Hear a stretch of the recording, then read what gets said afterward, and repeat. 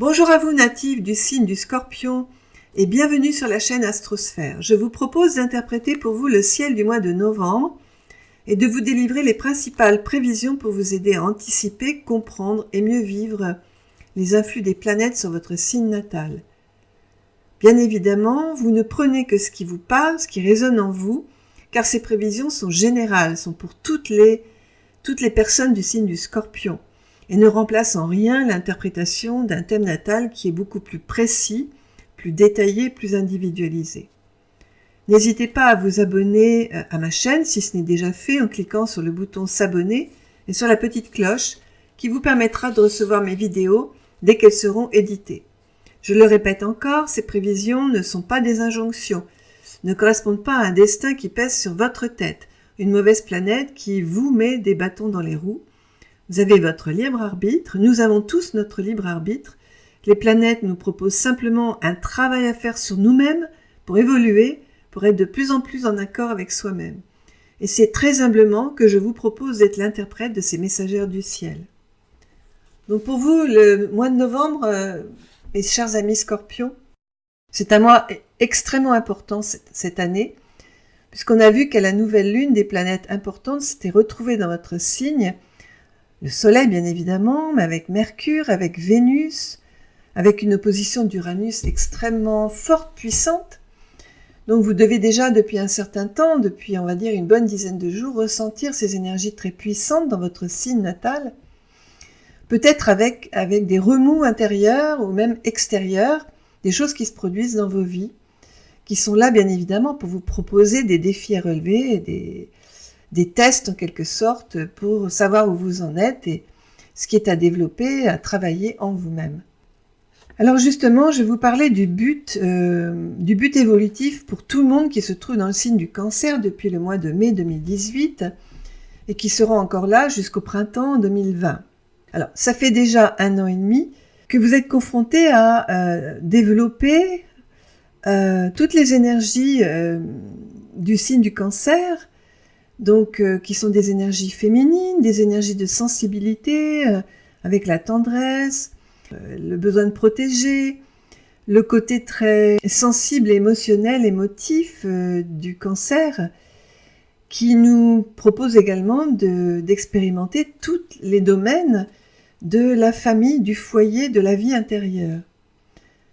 Alors, le travail pour s'élever, pour vous, amis Scorpions, se situe donc bien sûr dans ce signe du Cancer, mais aussi dans votre maison 9 symbolique, concerne surtout les premiers décans, et vous demande de vous élever, de vous cultiver, de vous fixer des buts élevés, de faire preuve d'ambition, peut-être de vous mettre dans un apprentissage ou bien dans des études qui vont vous permettre de découvrir de nouveaux domaines ou bien vous découvrir vous-même.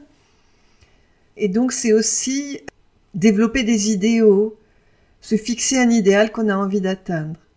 Alors vous avez dans votre maison 1, la maison de votre personnalité, de la façon dont vous vous montrez au monde, la planète Mercure qui vous donne le besoin de vous mettre en valeur, de vous affirmer, de vous exprimer, de rechercher aussi votre réussite personnelle. Donc à partir du 1er novembre jusqu'au 20 novembre, pour les 3e décans d'abord du 1er au 10, puis ensuite pour les 2e décans du 11 au 20 novembre, la planète rétrograde Mercure vous donne l'envie de vous exprimer, mais avec des freins, des blocages, des retenues. Alors il faut surtout revenir en soi, réfléchir, s'intérioriser, apprendre à poser les bonnes questions, échanger avec les autres en choisissant bien ses mots pour être bien compris, se faire comprendre, faire attention aux malentendus, aux incompréhensions. Il faut être vigilant sur tout ce que vous allez signer, tout ce sur quoi vous allez vous engager, qui concerne le verbal, l'écrit, ou bien les déplacements également, parce que ça peut apporter, cette planète rétrograde, des retards, des rendez-vous ratés, annulés, des incompréhensions. Il faut être vigilant pendant cette période de Mercure rétrograde. Vénus entre en Sagittaire au début du mois de novembre, dans votre maison 2. Donc, vous allez avoir envie de vous faire plaisir. Vous pouvez avoir envie de dépenser aussi de l'argent, ressentir une harmonie, de la paix, peut-être être un peu plus possessif que d'habitude.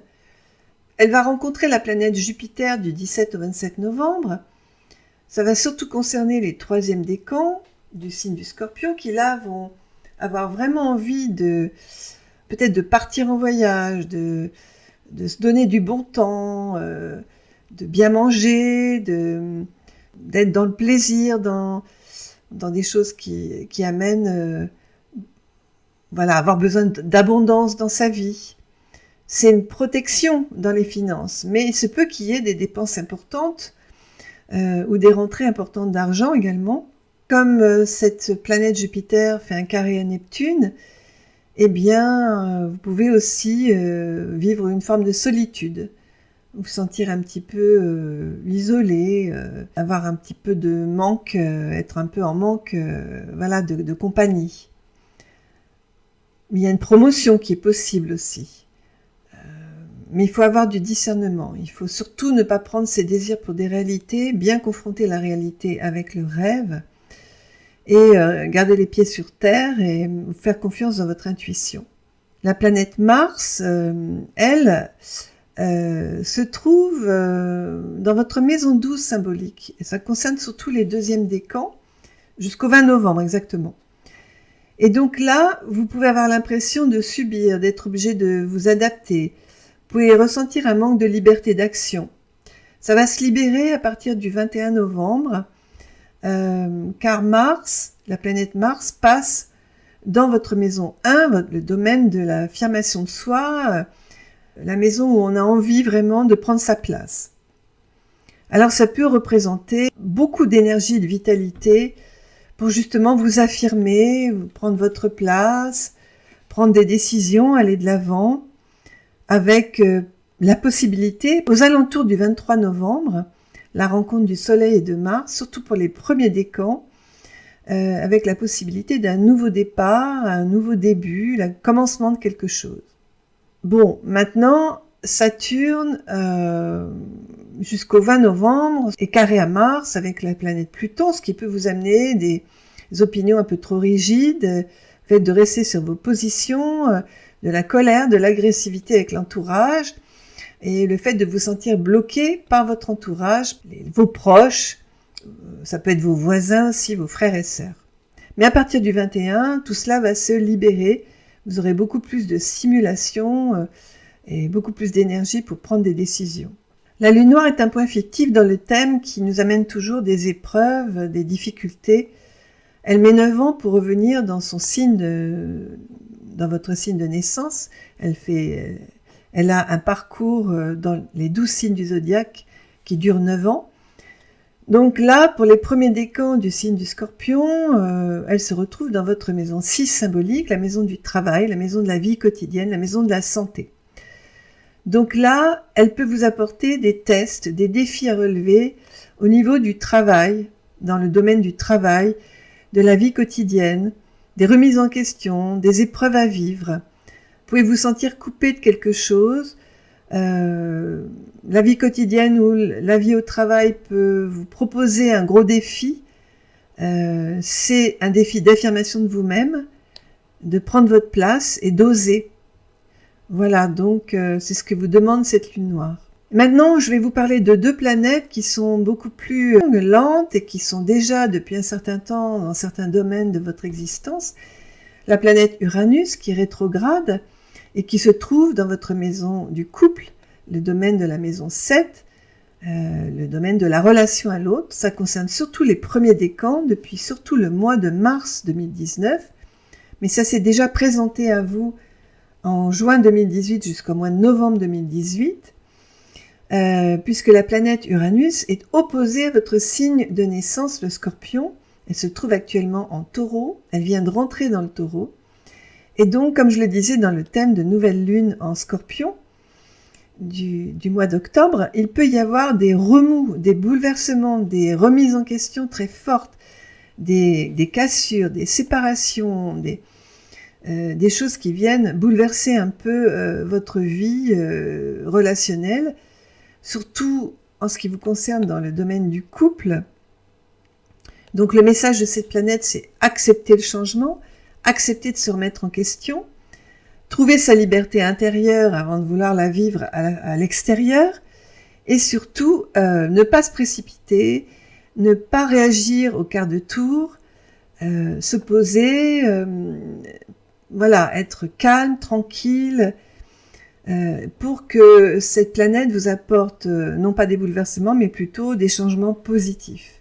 Donc vous avez aussi la planète Neptune, qui est dans le domaine de la maison 5, le domaine des plaisirs, de l'amour, concerne surtout les deuxièmes décans, se situe dans le signe des poissons depuis le mois de mars 2011.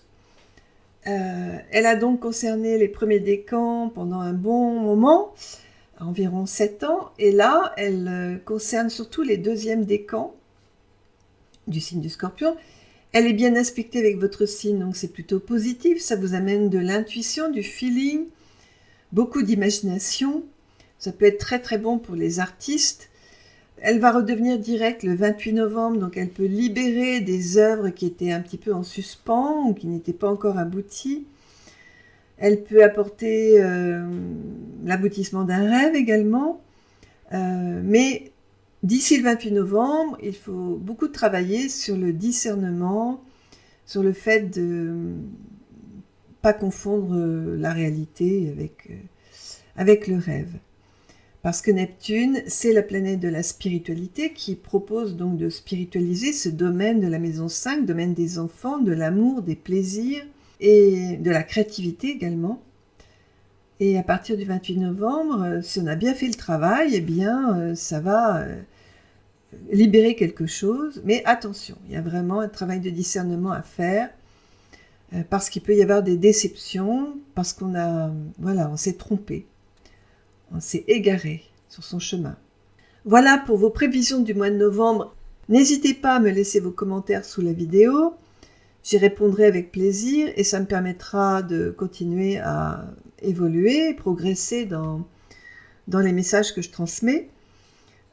Et n'hésitez pas non plus à partager cette vidéo avec des personnes que vous connaissez qui sont intéressées par l'astrologie, ou des personnes du signe du Scorpion également. Eh bien, je vous remercie de votre écoute et je vous souhaite un bon mois de novembre. À bientôt. Au revoir.